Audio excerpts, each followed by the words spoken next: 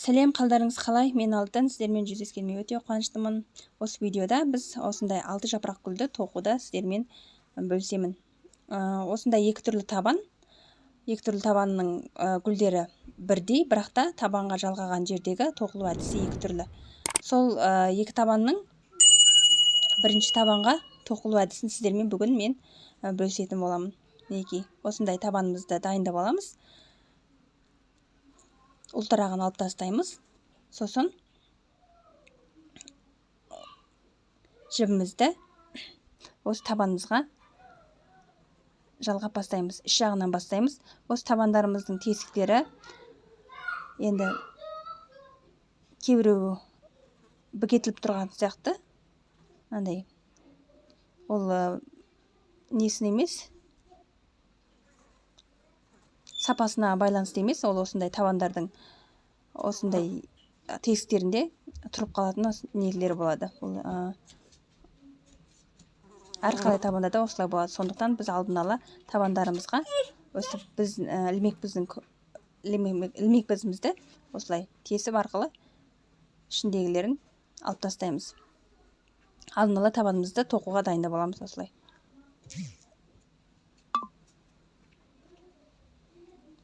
Неге? Кейбіреуінде бар, кейбіреуінде осындай тосылып қалған. Сондықтан табанымызды бірінші осылай тоқылмастан бұрын дайындап аламыз. Не?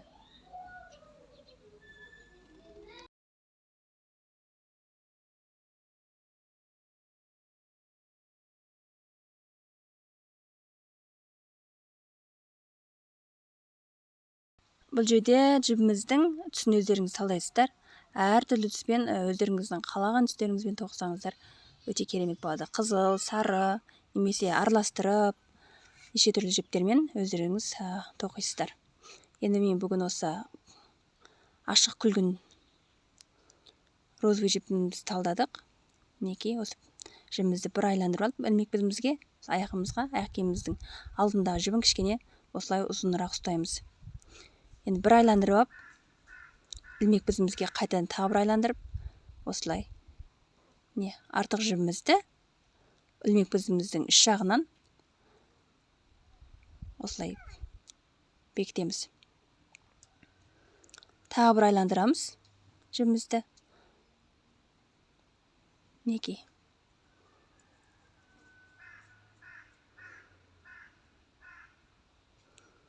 Енді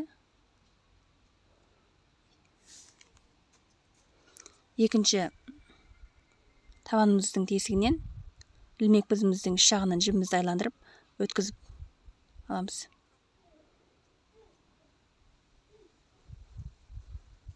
Жібіміз өте жұмсақ. Енді тағы бір айландырып өткізіп аламыз. Осылай әдіспенен жібімізді табанымызға айландырып шығамыз.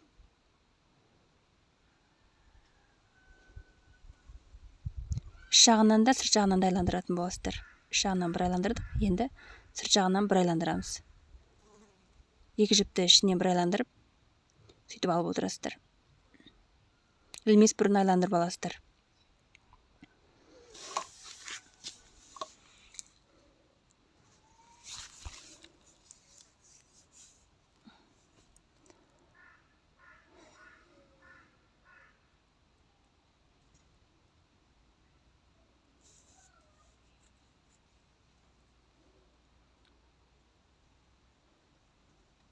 Бұл енді біздің жазға арналған тәпішкеміз.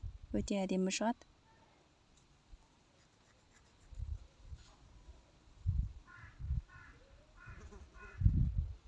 Ішінен, сыртынан, екі жіптің ішінен бір айландырып осылай тоқып отырасыздар. Өте оңай.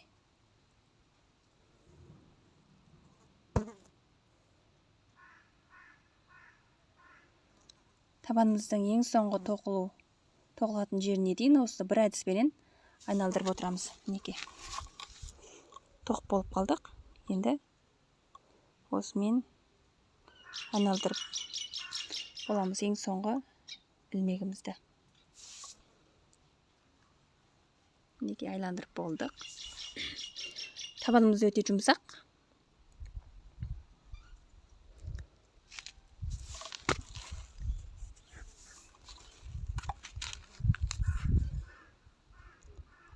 Енді біз осы жерден үстіңгі алған жібімізден сыртына қарай айландырамыз.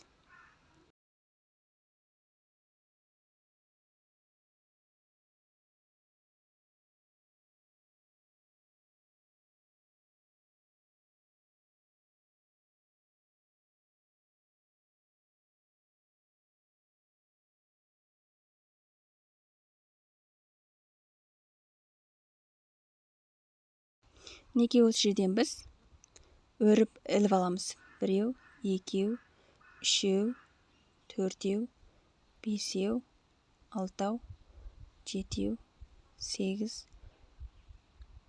Енді бұл жердегі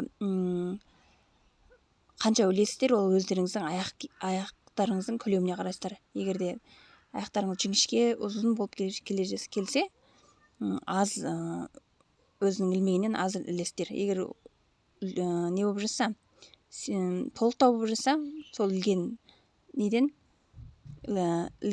әдістен біршама 1-2 ілім артық аласыздар. Сондықтан бірінші осындай табанымызға, аяқ киімімізге өлшеп аламыз. Өлшеп, қазір не болып жатса, тағы да мына жерде 12 іліп алдық, 12 өрім іліп алдық. Енді сол 12 ілімізді тура аяқ киіміміздің келесі жағынан бірдей етіп іліп алатын боламыз. Ілгішімізді дайындап қойғанбыз. Қыстырғышымызды. Енді осы жерден біз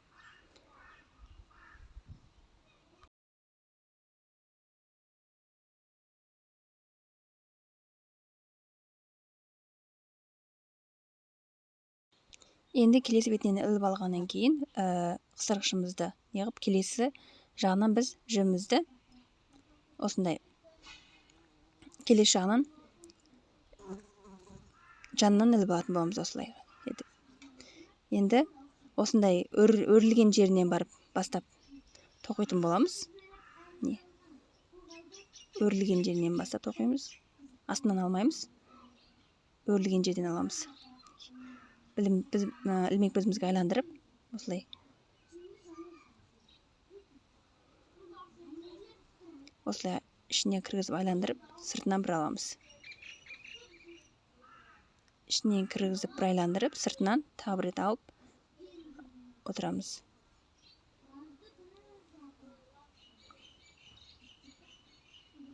Осылай жалғастырып, арғы бетке өтетін боламыз.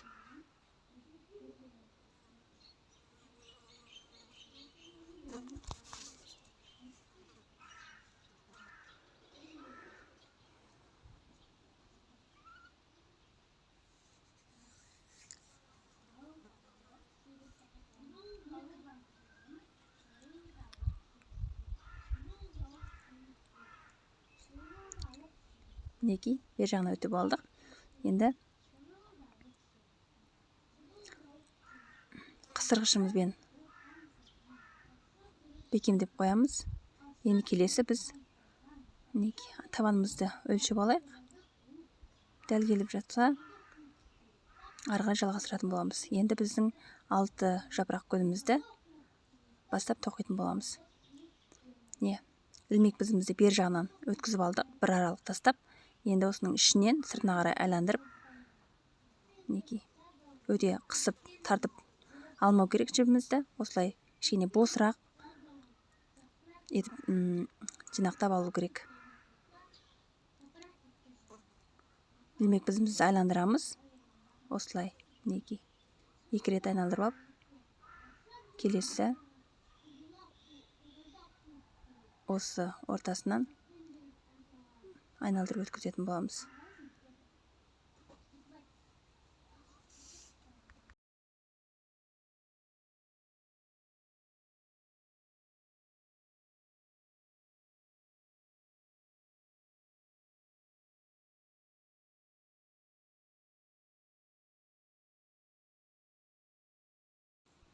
мінекей өстіп айландырып аламыз. Енді осы өрілген жібіміздің екінші қатарынан бастап айландырып сыртына қарай өстіп осылай бір қолым, бір жарым қолдың көлемінде ұзынырақ қылып алатын боласыздар. Онан кейін жібімізді ілмек бізімізге айландырып, тағы да осы екінші аралықтан осылай бір айландырып, мінекей екеуінің аралығы бірдей болу керек, бір жарым саусақтың аралығында болу керек.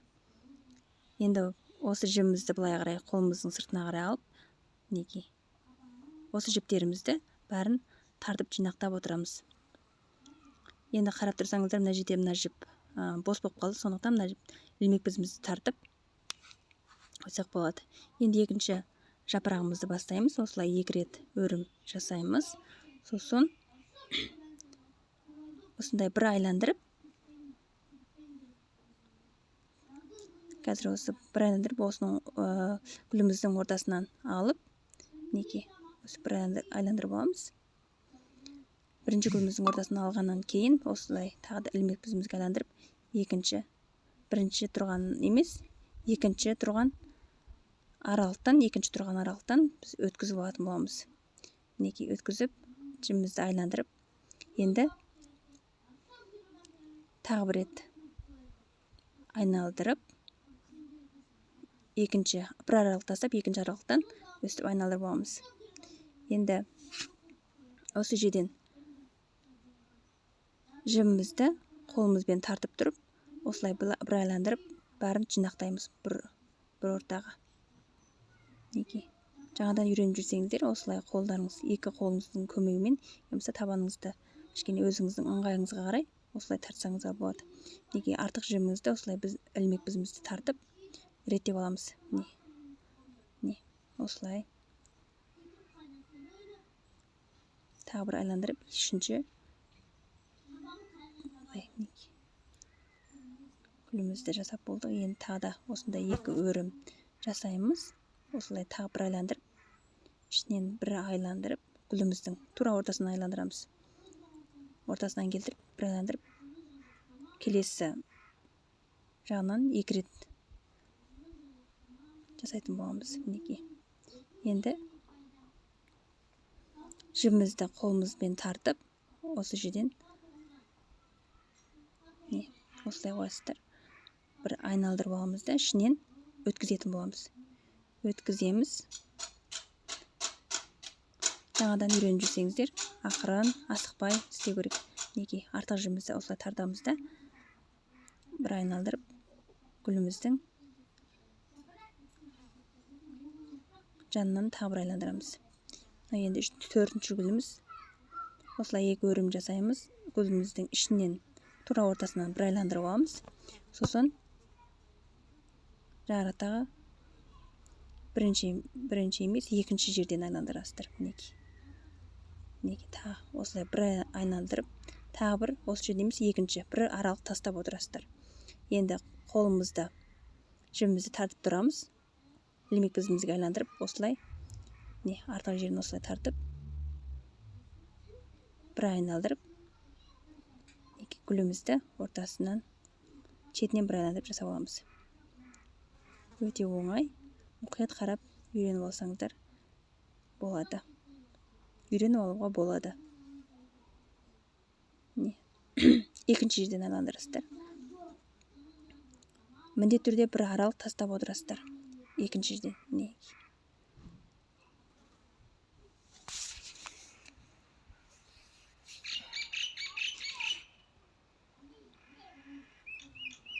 Осы әдіспенен өрнегімізді аяқтап отырамыз.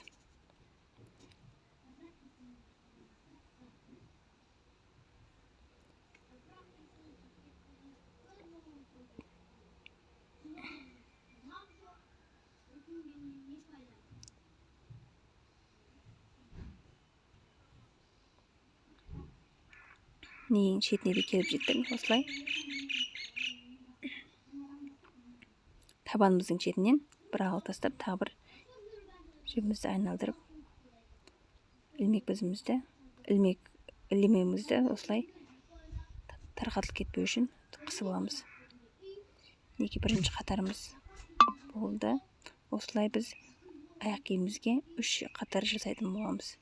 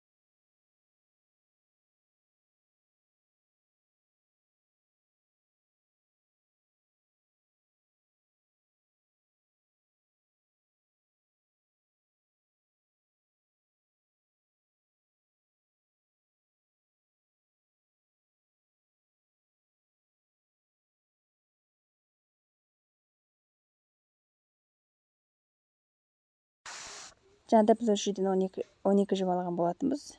Енді ең соңында гүлімізді тоқыған кезде арт жағын кішкене қылып жалғастырсаңыздар болады. 2 жіптен 2 жіп алып жалғастырсаңыздар болады. Мына табанымыздың іші кішкене ішіне қарай кіріп тұрады, сондықтан артық жіп алудың қажеті жоқ болады. Енді біз 3-ші қатарды жалғастырамыз. Осылай бер жағына қарай бір аралық тастап, жібімізді бер жағына қарай өткізіп аламыз. Мінекей осылай 2 өрім жасап аламыз.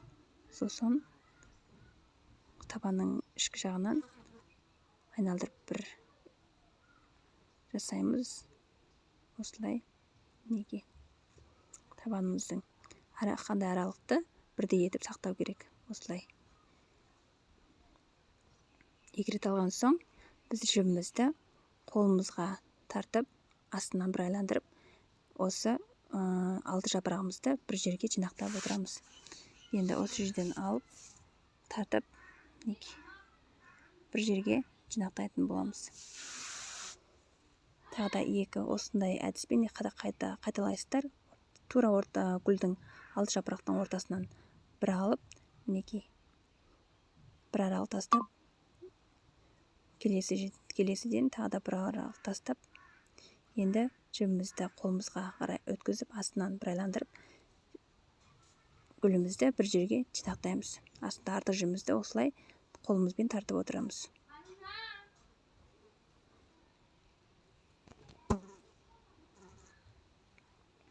Осындай әдіспен аяқ киімнің келесі жағына қарай өтесіздер.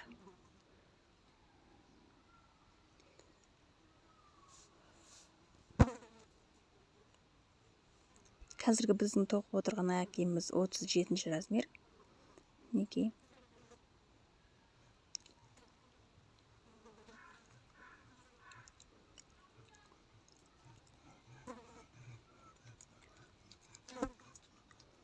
Осындай өрнекпен біз 3 қатар тоқып аяқтастырамыз.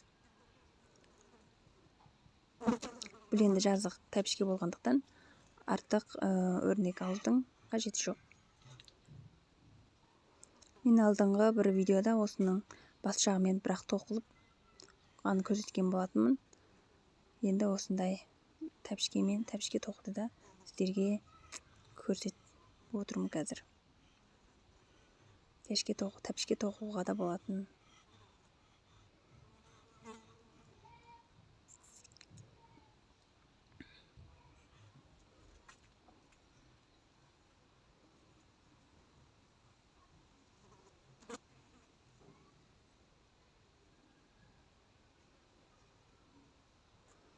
Мұқият қараңыздар.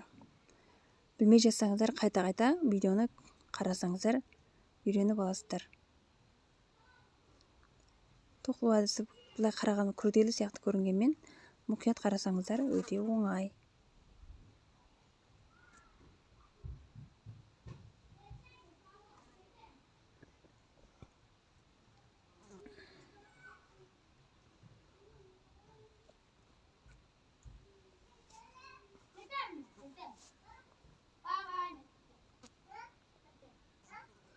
неке шетіне де келдік.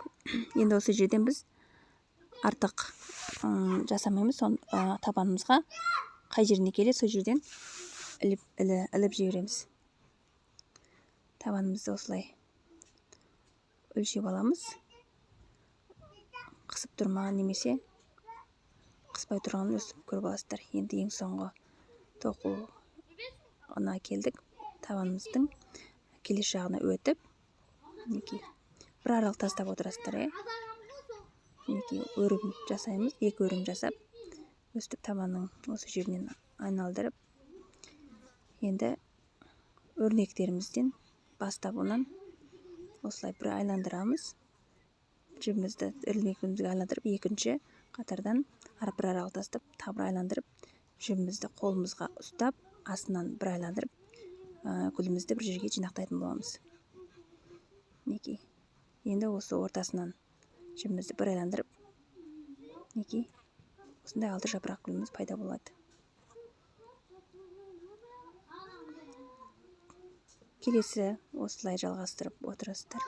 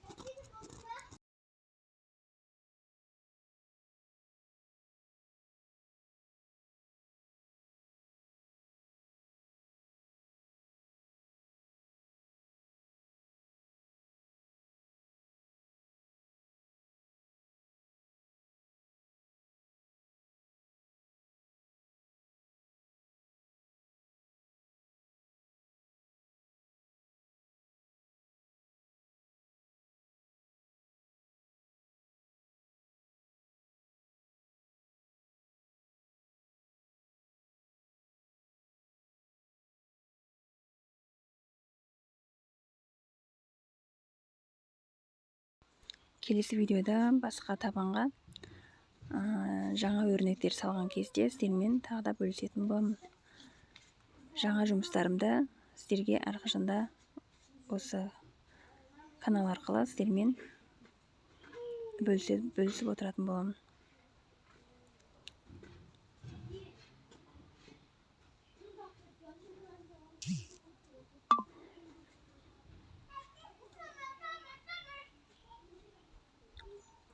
Жаңа үйреніп жүрген болсаңыздар, асықпай, мұқият қарап, бір рет қарап емес, 2-3 рет немесе бір шама рет қарап үйренсеңіздер болады. Тез үйреніп аласыздар. Еш уайымдамаңыздар, үйрене алмаймын деп. Тоқылу әдісі былай қарағанмен өте қиын болғанмен қарапайым.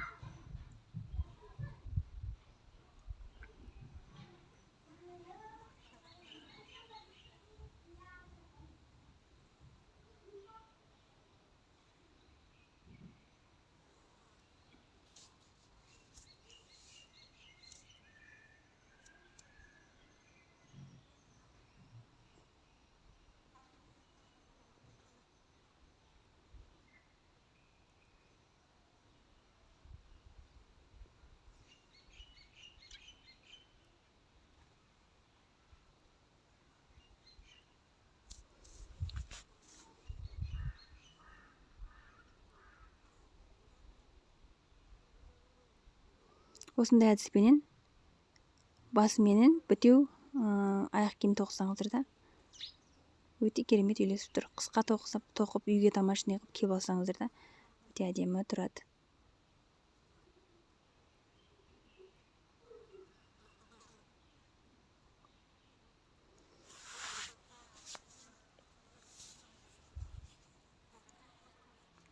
Табанның екінші жағына жеттік. Енді осы жерден біз жібімізді осылай айналдыру арқылы жұмысымызды аяқтаймыз.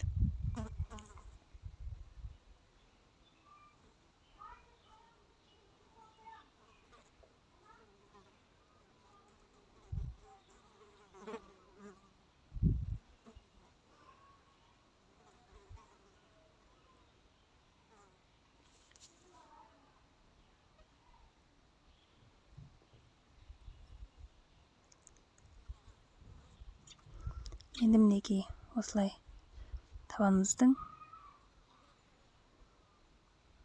соңына да жетіп келдік.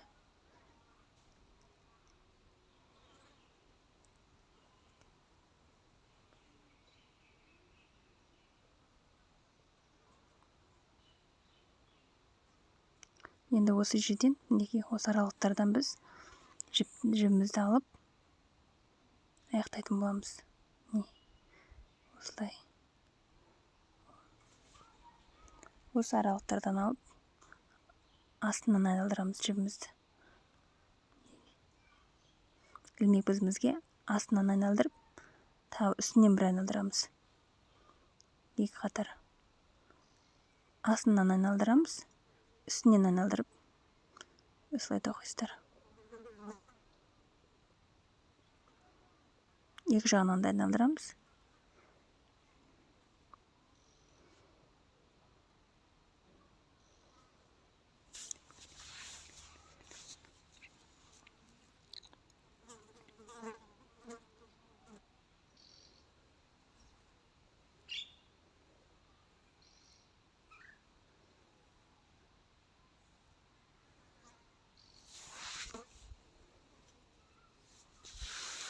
Табанымыздың екінші жағына өттік.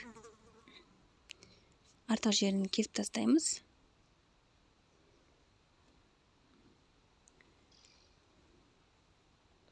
Өте әдемі шықты деп ойлаймын. Енді осы жібімізді артық жерін ilmek безімізбенен табанымыздың үш жағына қарай жасырып тоқып тастасаңыздар болады.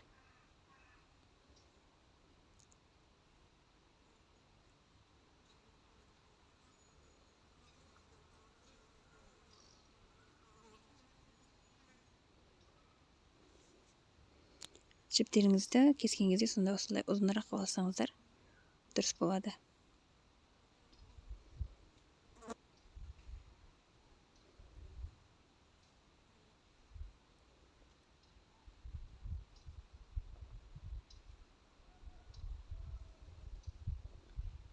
Осылай артық жерін кесіп тастаймыз, болды. Манекенімізді кигізіп, мінекей осындай әдемі аяқ киіміміз тоқылып болды. Енді бұл аяқ киімге өздеріңіздің фантазияларыңызды қосып, осындай кішкентай моншақтар әдемілеп, әрлеп қойсаңыздар болады. Мінекей тура осы гүліміздің ортасынан. Енді осындай да қала берсе де өте керемет, әдемі тұрады. Бірақ ол өздеріңіздің қалауларыңыз. Мінекей сары жіппен тоқысаңыздар өте керемет әдемі тұрады. Енді осы видеом сіздерге ұнап жатса, лайк басып, комментарий қалдырып, өз пікірлеріңізбенен бөлісуді ұмытпаңыздар. Келесі видеода кездескенше қош аман, сау болыңыздар.